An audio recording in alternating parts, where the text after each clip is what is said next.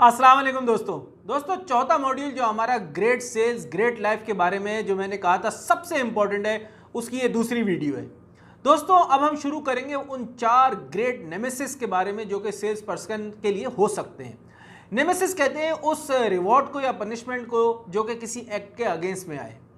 तो उसमें जो सबसे पहला है वो है फेयर, वो खौफ और डर। दोस्तों फेयर होता क्या है, ये क्यों अकर होता है, ये क्यों स्टिमुलेट होता है और ऐसा क्यों होता है कि फेयर एक शख्स को होता है और दूसरे शख्स को नहीं होता, और जो एक्सपीरियंस करता है उसके बाद वो क्या सोचता है उसके बारे में और कैसे हम इस फेयर को ओवरकम भी कर सकते हैं। दोस्तों ये सारी जो है ना वो सवालात हम सबके जहनों में बैठे हुए हैं। अब अगर बात की जाए सेल्स से रिलेटेड, अब फेयर को जो है वो कैसे फील करता है उसकी स्टार्टिंग, बल्कि मैं इसको इस तरह स्टार्ट करूंगा कि देखिए फेयर बजाते खुद कोई बैड चीज़ नहीं होती, बल्कि फेयर अगर रियल है तो वो सर्वाइवल के लिए बड़ी ज़बरदस्त और इम्पॉर्टेंट रोल अदा करता है।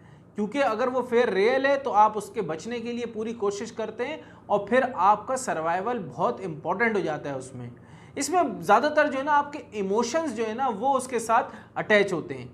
असल में फेयर जो होता है वो एक मल्टी डायमेंशनल फिनोमेना है, जिसको आप कह लें कि स्टार्टिंग उसकी होती है परसेप्शन से, और परसेप्शन वो होती है कि उसमें समझ लें कि मीनिंग अटैच होती है, और ये वो मीनिंग है जो आपको एक ऐसी जजमेंट की तरफ ले जाती है जो कि आपके अंदर एक फेयर और डर को पैदा करता है।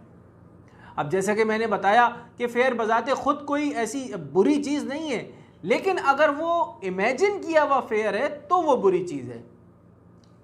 फेयर आपको पता है कि ज़्यादातर जो है अगर इंसान के पास में कोई ऐसा वाक़या हुआ है, कोई ऐसी चीज़ हुई है जिसको वो रिमेंबर करता है, याद करता है, तो फिर क्या होता है कि उसको दोबारा खौफ आने लगता है। अगर सेल्स की बात करूं तो उसमें सबसे ज़्यादा फेयर उनको आता है कोल्ड कॉल में। कोल्ड कॉलिंग में सोचते हैं कि यार मुझे रिडिक्यूल किया जाएगा, मैं एम्बेरस हो जाऊंगा, मैं क्रिटिसाइज हो जाऊंगा, उसकी वजह से मुझे पेन होगा, डिस्कम्फर्ट होगा। तो इन सारी चीज़ों की वजह से कोल्ड कॉलिंग जो है वो उसको बहुत ज़्यादा जो है ना खौफ में लेके आती है एक सेल्स पर्सन को। लेकिन बात यह है कि अगर वो ये कोल्ड कॉलिंग ना करे तो उसका समझ ले पे ऑफ क्या है, उसका रिजल्ट क्या है। उसका रिजल्ट होता है कि वो बिजनेस आप लॉस कर जाएंगे। जी हाँ दोस्तों, इसके अगेंस्ट में हम देखते हैं कि क्या किया जा सकता है, क्या कौन सी ऐसी टेक्निक है। तो उसमें एक टेक्निक कहलाती है cost reward analysis. Cost reward analysis में ये किया जाता है कि 2 सवालों को देखा जाता है। नंबर 1 या सिचुएशंस कह लें। नंबर 1 ये है कि आप जो भी काम करने जा रहे हैं उसका वर्स्ट सिनेरियो आपको एनालाइज करना होता है कि क्या हो सकता है।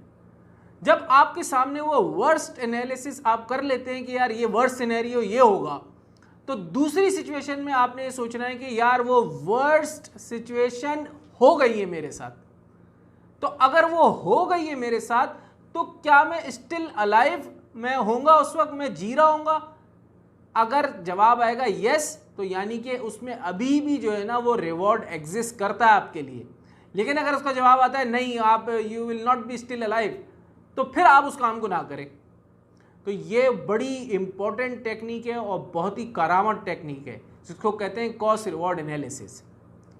अब हम इसमें थोड़ा सा आगे चलेंगे और मैं आपको बताऊंगा कि जब ये आप ये सोच लेके आते हैं ना कि यार मुझे तो कभी फेल ही नहीं होना, तो उसके लिए हम क्या कर सकते हैं।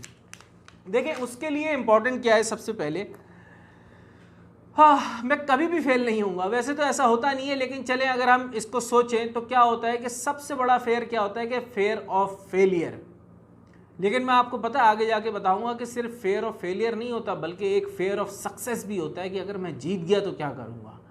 ये भी बहुत सारे लोगों को होता है। लेकिन फिलहाल हम बात करेंगे फेयर ऑफ फेलियर के ऊपर कि अगर ये यही होता है ना ज़्यादातर सेल्समैन के साथ कि यार मैं अगर गया मेरी डील नहीं हुई तो क्या होगा, मैंने कॉल करी और मैं कामयाब नहीं हुआ तो क्या होगा। This is called fair of failure. इसके लिए देखें पहले तो ये समझें कि फेलियर क्या है। यार ये एक सिंपल एक आउटकम है, ये कंक्लूजन है, ठीक है ना। और ये वो क्या है, यानी कि ये एक वो जजमेंट है जो कि जो भी आपने स्टैंडर्ड क्रिएट किया है ना, एक्सेप्टेबल स्टैंडर्ड आपने जो क्रिएट किया अपनी परफॉर्मेंस का, ये उसको रीच नहीं कर पाता। तो जब उसको रीच नहीं कर पाता ये फेलियर बन जाता है। अब इसी तरह जैसे प्रोबेबिलिटीज होती हैं उसमें एरर आते हैं, तो वो जो एरर आते हैं वो क्या है, वो फेलियर होते हैं।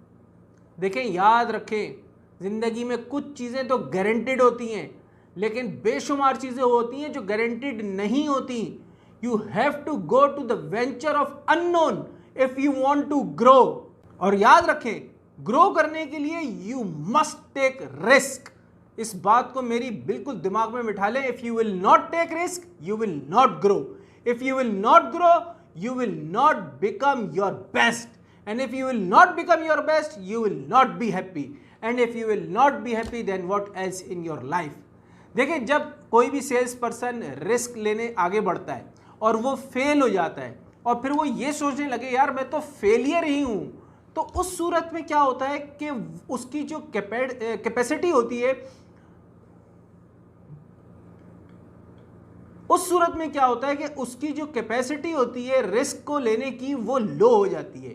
और जब ऐसा हो जाए तो बिजनेस डेवलपमेंट का बंदा या सेल्स का बंदा समझ लें वो इस वक्त रॉन्ग है, मतलब वहाँ पे वो रॉन्ग प्रोफेशन में है, क्योंकि उसका कभी भी रिस्क लेने की कैपेसिटी लो नहीं होनी चाहिए। और अगर वो ऐसा कर रहा है तो यानी कि वो अब रॉन्ग प्रोफेशन में आ गया है। देखिए, यहाँ पे हमें बहुत सारी चीज़ों की क्या है कि इंटरप्रिटेशन भी देखनी पड़ती है। उसमें मिसाल के तौर पे ये मैंने अपनी ज़िंदगी से भी लर्न किया। दो किस्म के लोग मैं समझता हूँ होते हैं, यानी कि एक वो लोग जो कि फेल होते हैं और फिर अपने फेलियर से वो सीखते नहीं हैं, वो लर्न नहीं करते। और दूसरे वो लोग होते हैं जो भी फेल होते हैं, यानी कि फेल तो सभी होते हैं ना यार, तो वो भी फेल होते हैं लेकिन वो अपने फेलियर्स को लिखते हैं और लिखने के बाद अपने उन फेलियर्स से लर्न करते हैं कि किन वजूहात की वजह से मैं फेल हुआ, और जिन वजूहात की वजह से मैं फेल हुआ हूँ नेक्स्ट टाइम मैंने वो गलती नहीं करनी। तो क्या है कि फिर वो परफेक्शन की तरफ आगे बढ़ते चले जाते हैं। और यहाँ से जो है सबसे इम्पॉर्टेंट चीज़ निकलती है कि आपकी नॉलेज बढ़ती है, आपकी प्रिपरेशन बढ़ती है, आपकी प्लानिंग बढ़ती है और आपकी ग्रिप मजबूत होती है। और इसीलिए फिर आपकी जो है वो सेल्स भी ग्रो करती है और आपका बिजनेस भी डेवलप होता है, और ये सारी चीज़ें जो है वो आपको फ़ायदेमंद होती हैं। तो दोस्तों, अब चले नेक्स्ट वीडियो में चलते हैं।